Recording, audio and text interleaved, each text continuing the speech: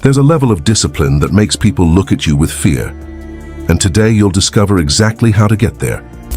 Have you ever seen that person who never fails? Who wakes up every day at the same time, does the same things and just never stops? While everyone else gives up by the third week, they keep going. While everyone else makes excuses, they show up. And you know what people say about them? Man, that's not normal. There's an ancient system created by Zen monks in Japan that produces exactly this kind of frightening consistency. They call it gyoji, the practice that perpetuates itself.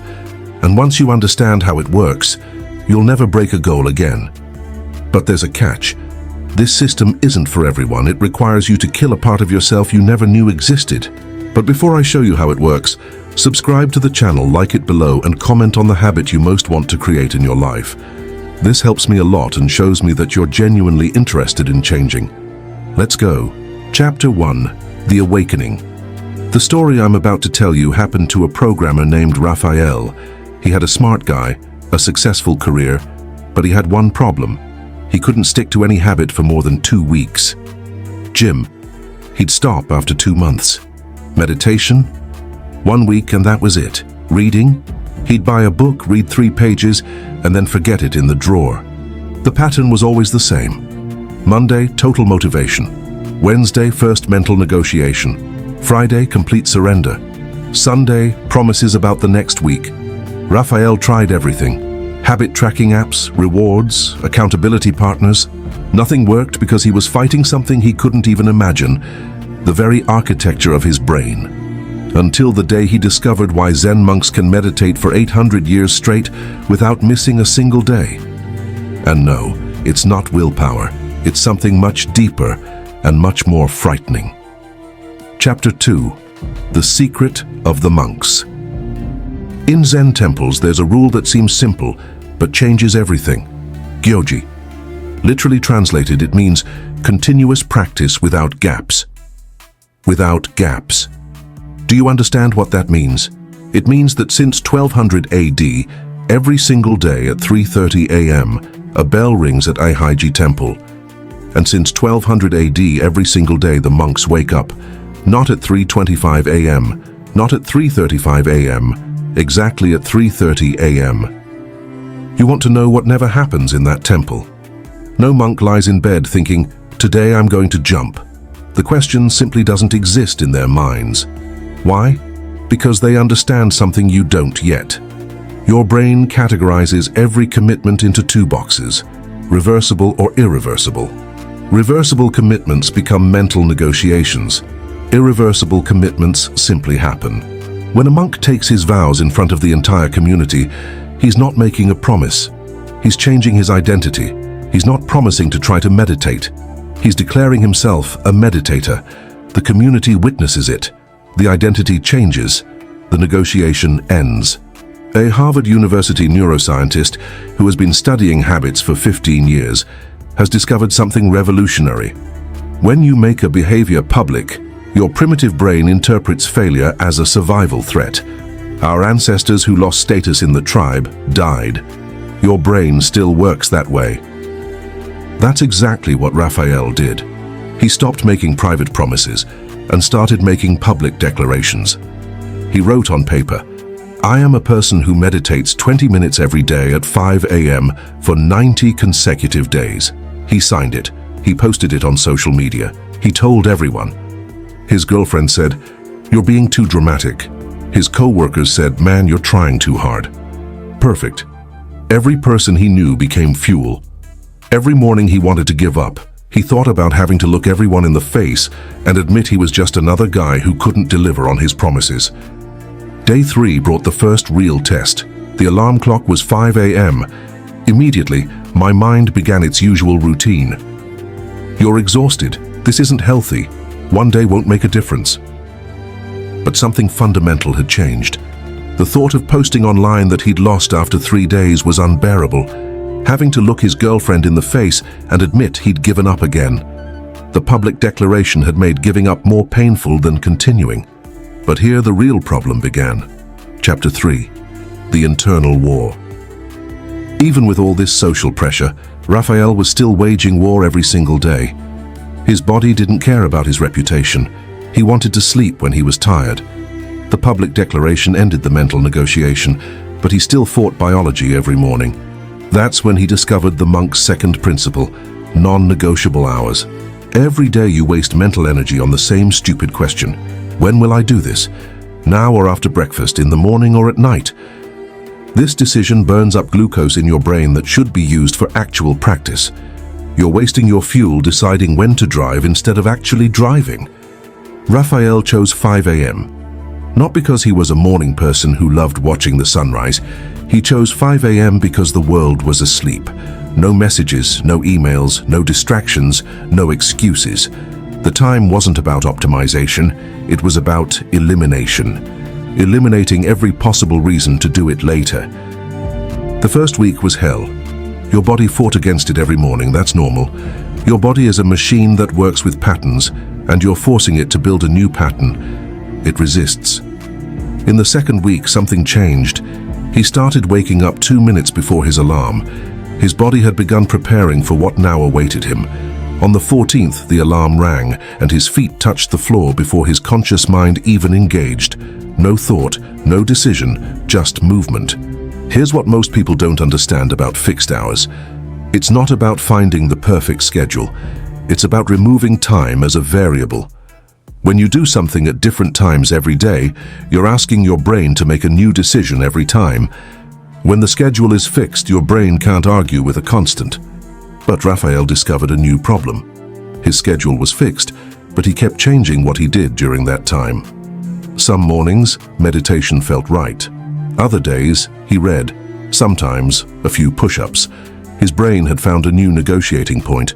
Instead of arguing about when, he started arguing about what. 20 minutes at 5 a.m. became reliable, but the practice itself was chaos. The fixed schedule had solved half the equation, but his mind was still finding loopholes to negotiate. He'd eliminated the when, but not the what.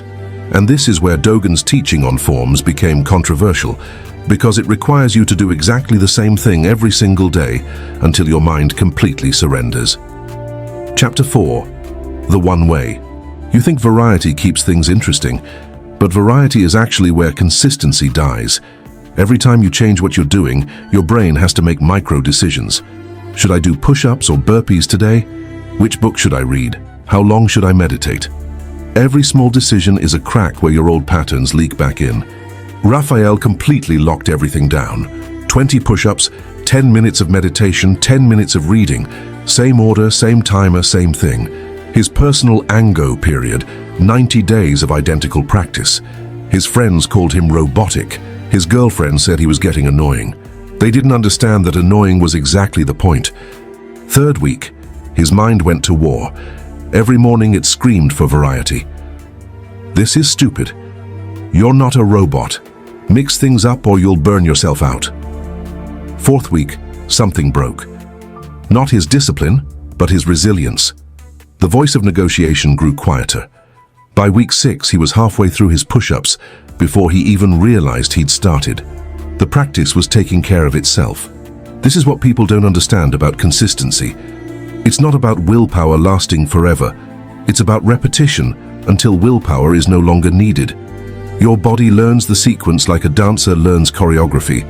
An MIT researcher who has studied the automatization of behaviors for 12 years explains, when you repeat an action in the same context for approximately 66 days, the basal ganglia of the brain take over. The behavior becomes automatic. You are no longer deciding to do it, you are simply doing it. On the 35th, Raphael caught the flu. On the 40th, he was traveling for work. This is where the old pattern kicks in. Sick day, E, rest day. Travel, E, exception. This is where you gave up before, where everyone gives up, because perfect practice requires perfect conditions, and perfect conditions do not exist. But Dogen understood something about gaps that changes everything. He wrote that practice must continue without even a moment of gap, because in that gap, all your old patterns return. What saved Raphael when everything went wrong was understanding that practice doesn't require perfection. It requires continuity. Chapter 5. Practice without gap. The all-or-nothing lie has killed more consistency than laziness ever could.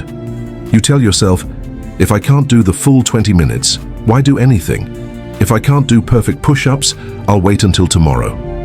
This thinking creates gaps, and gaps are where your old self crawls back in. Look at any elite athlete, and you'll see something people misinterpret. They have rest days, but those rest days are still progress. They're intentional, strategic, planned. Never because they feel lazy, never because they don't want to train. A rest day allows them to train harder tomorrow. This is still movement toward the goal, but when you skip because you're tired, that's not rest, it's retreat. A river never stops flowing. During a drought, it may be a trickle, but it never stops. The moment it stops, it's no longer a river. It's a memory of where the water used to be. Your practice is the same. The moment you create a gap, you're no longer practicing. You're someone who used to practice. Travel day arrived on day 40. Airport at 4 a.m., meetings all day, no gym at the hotel. Raphael did push-ups in the airport bathroom. People looked at him like he'd lost his mind. Great. He meditated in the Uber. He read on the plane. Nothing was perfect. Everything maintained momentum toward the same goal he declared 90 days ago. This is Gyoji. Practice continuing itself. That's when people started to notice. Co-workers said he seemed different. Friends said he was becoming obsessive. Someone actually said his discipline wasn't healthy, that normal people don't act like that. When you hear these words, you know you're on the right track. Normal people get normal results. You're not trying to be normal, you're trying to be unbreakable. But here's what no one prepares you for. The unexpected obstacles you never saw coming.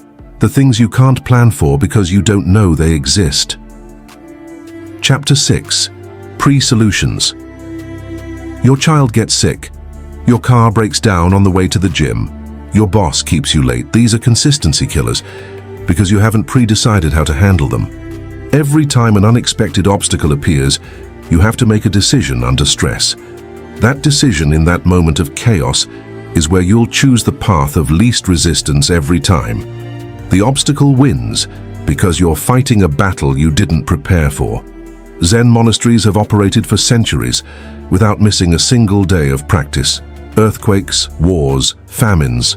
The practice continues. How? They don't make decisions when obstacles arise. The answer already exists. When the meditation hall floods, they go to the dining hall. When the dining hall catches fire, they sit in the courtyard. There is no meeting, no discussion, no negotiation. The bell rings. The response is automatic. Raphael wrote down every obstacle that had ever broken his consistency and pre-solved each one.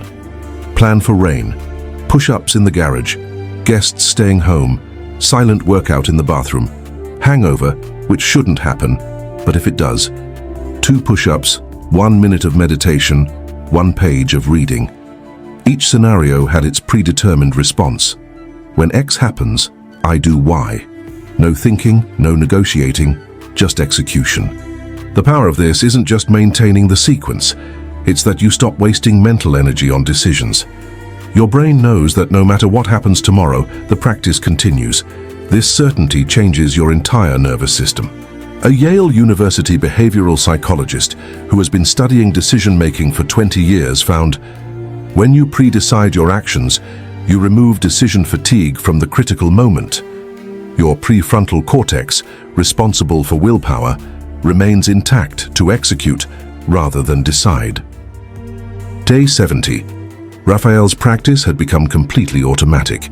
He would sometimes wake up not even remembering doing the push-ups. His body simply moved through the sequence like a programmed machine. His girlfriend's mother visited for a week.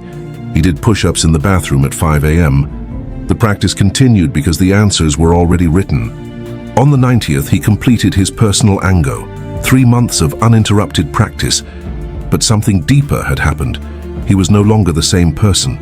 Friends literally told him, "Your consistency is scary." His response was perfect. Great. Chapter 7. The transformation. Because when your discipline makes others uncomfortable, you're finally operating at the right level. Your existence proves that everything they say is impossible is actually just uncomfortable. That's why they'll call you obsessive. That's why they'll say you need balance. They need you to slow down so they can feel better about standing still. But you're not doing it for them. You're doing it because you've discovered the secret. Consistency isn't about doing something every day. It's about becoming someone who can't do it any other way. When you implement the Gyoji system, public declaration, fixed schedule, a seamless practice method, and pre-resolved answers, you're not just creating habits, you're reshaping your identity. You stop being someone who tries and become someone who simply is. And when that happens, when that transformation is complete, people will look at you and think, how does he do that? And the answer will be simple. He doesn't. He is. The question remains, are you ready for this level of transformation? Because it's not about discipline, it's about death and rebirth. The death of your inconsistent self, the birth of your unbreakable self. The Gyoji system won't make you a better person. It'll make you a different person. Someone others will look at and think, yeah, that's not normal. And when you hear those words, you'll know you've finally gotten where you want to be. If this video changed your perspective on discipline and consistency, subscribe to the channel and activate the bell so you don't miss future content that will transform you. And tell me in the comments, what will your public declaration be? What habit will you implement using the Gyoji system? Remember, the consistency that scares others is the only consistency worth having. If you've watched this far, thank you very much for your attention. See you in the next video.